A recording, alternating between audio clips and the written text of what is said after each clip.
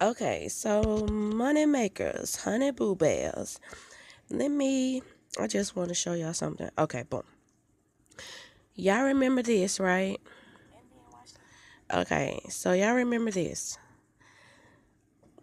I'm gonna try to put this in the description so you can, go directly to it if you want to go back and watch it.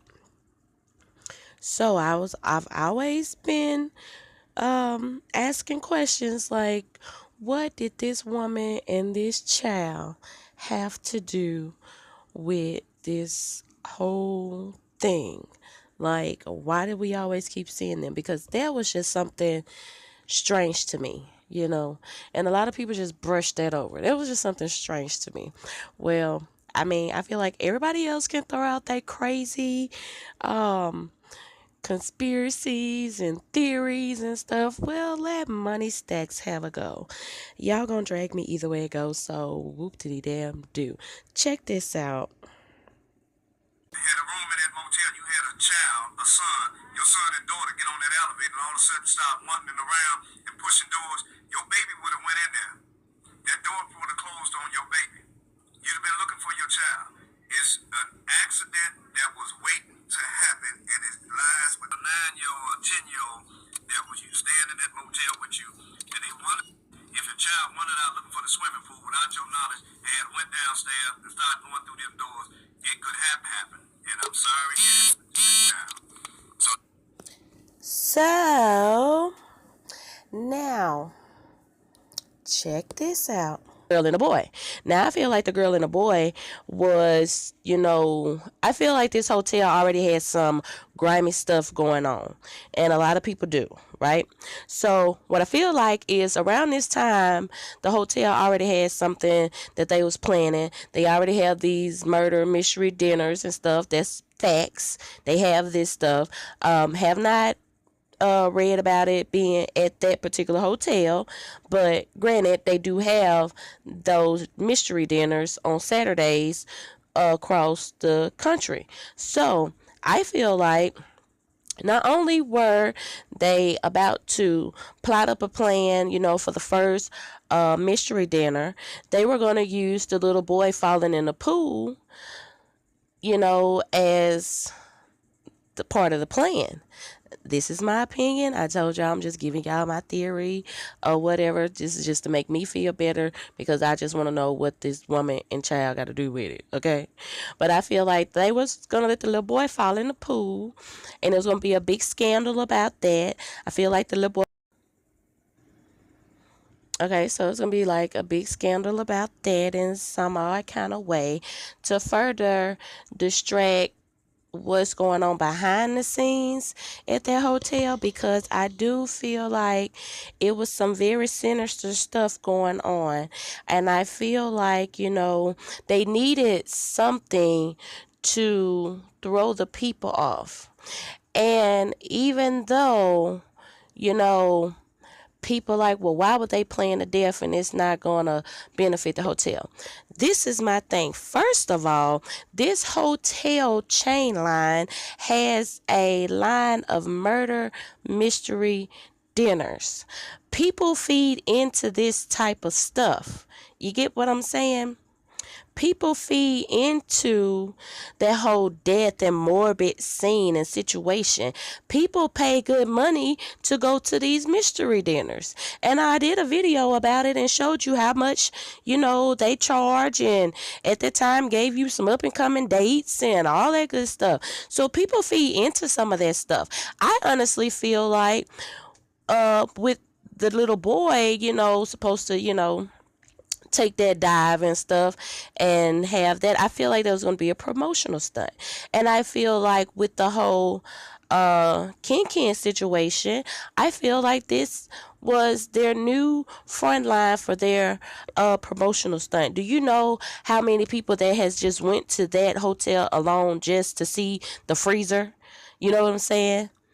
Because like I'm into that whole honey house thing, and will pay $200-300 to go in a haunted house. You get what I'm saying? So I know if I'll do it, And matter of fact, when I was trying to book a little trip for like a haunted place, the waiting list was like a year long, and the minimum for a group of 5 was like basically $1,500.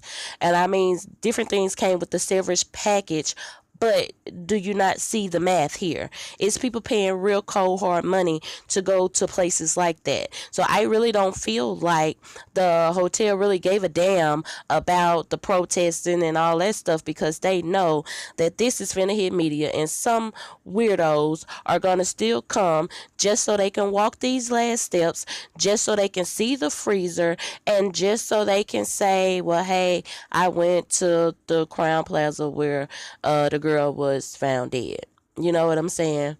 That's what I feel. So I feel like either way it go, that hotel was finna pull a stunt. I just feel like those kids had a different agenda with some hood type stuff. Like I said in the beginning, there was some hood type stuff, because I told y'all somebody in that party knew somebody that knew somebody, and as we went down the line, we got into the whole gang thing, the Masons and the Eastern Stars and all that stuff. So y'all seen, yeah, they had their agenda, and I feel like it just went wrong. It went wrong. I don't even feel like, that the girl supposed to wind up dead or whatever have you. But I do feel like it went too far, and they panicked and just left her for dead. And the hotel was like, hey, why not? You get what I'm saying? Like, why not? Ma'am, little boy, y'all can go ahead. We'll keep you on standby. I don't know. That's just how I feel. I just feel like this was a big publicity stunt for the hotel, because it is people that feed into this type of stuff. You don't believe me? Google haunted houses, Google haunted basements, and just haunted jails, haunted hospitals, just haunted farms, whatever, and you will see that a lot of people pay good money to go to this type of stuff. You know what I'm saying? And so I feel like, when the little boy and the woman was supposed to pretty much do the thing at the pool, then Kenneka Neal was down there in that effery. You know what I'm saying? And by the hotel, I already finna do some messed up stuff. They was down there, got caught up in some messed up stuff.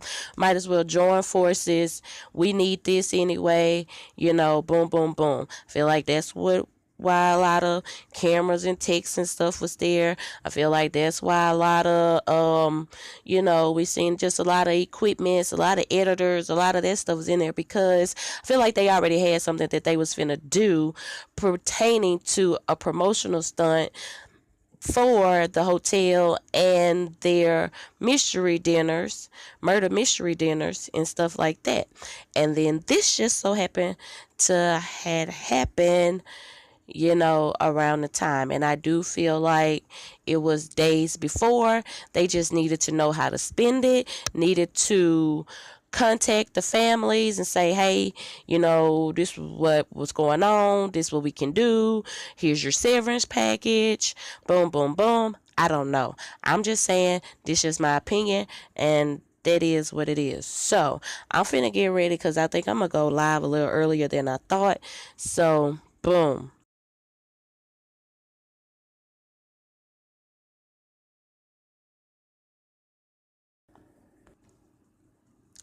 Okay, so y'all remember when I did this video? This was like, a continuation of the whole Whitney Kenneka thing I did back in the back day. Check that out if you want. But I did this, I think, like last month or so. Okay. Now my thing is, They did not have locks all right. on So listen that one more freezer, time. correct? That's correct. If you had a 9-year-old or a 10-year-old that was you staying in that motel with you, and they wanted, if a child wanted out looking for the swimming pool without your knowledge and had went downstairs and started going through them doors, it could have happened. And I'm sorry. Now, So why, would one of the examples that this guy make would be in reference to your child going to the pool. Now, as y'all seen, like back up in here. closed down, and nobody shouldn't have been back there. Now it's very easy for you to get in there, and that Oh, is air shut tight. If you had a room in that motel, you had a child, a son, your son and daughter get on that elevator and all of a sudden start muttering around and pushing doors, your baby would have went in there. so, okay, so now, and he's like your son, and then he'll throw in your daughter, and this and the other. But why is one of the examples made in this interview in reference to the pool? Mind you, he speaks of that at the very end, while the video is flipping in and out. And if you can go and watch, the video on YouTube and see that it does that. That's not me editing. That's they stuff. You know what I'm saying? That wasn't me. But at the end, he talks about, wandering down to the pool and stuff like that. Let me tell y'all, I've always wondered what this woman and boy had to do. Everybody was talking about, they was going to the pool. There was a floaty device. I still, for one, say it's one of those neck pillows, because somebody even tried it with, they have those to go around the neck for the baby. Clearly, that's not a baby, okay? Like, it's not. Okay. But as you see, that's not a little baby. That's not a little baby. That's not a little baby. So you can't even try that with me. He would be out of the age appropriate range to even have to have one of those. His would be a waist or arm floaties or a simple life jacket. Just stop with the bullshit. I mean, cut it out. So now let me tell y'all something. And I'm going to tell y'all, this is just clearly Moni Stackz. This is just Moni Stackz thinking. So, okay. Now, with the boy and the woman and stuff like that, and we've already suspected something about the pool. Then you had Andrew Holmes getting, to the scene, seeing everything before the mother and all that good stuff. You know what I'm saying? All right, because I'm gonna place some stuff in there. But yeah, you have him getting to see the footage before the mother. He was the first activist that we basically came in contact with, even though Jedediah and all of them, were standing beside him in that press conference and stuff. But the first one, to my knowledge, was Andrew Holmes when he was doing the press conferences and everything. And then, Jedediah and them started speaking up and, started taking the front line, and Andrew Holmes kind of fell back. Now, if you listen to some of the things that Andrew Holmes says in this particular interview, he talks about how he will tell the police to release the answers about the freezer. He says he's going to tell the police to show the mother the surveillance. He said that it is his idea, and like him pushing the issue that the police must release the last footsteps of this girl. Like, it's imperative to the whole shenanigans that we have to put this out here. So he also speaks about the parking ticket in this particular interview. I mean, it's like a lot of things that we've questioned. He threw it out there, and people wonder where we get all these random ass stories from. You know what I'm saying? Some people picked up this part, some people picked up that part, others picked up other parts, and they ran with those specific parts.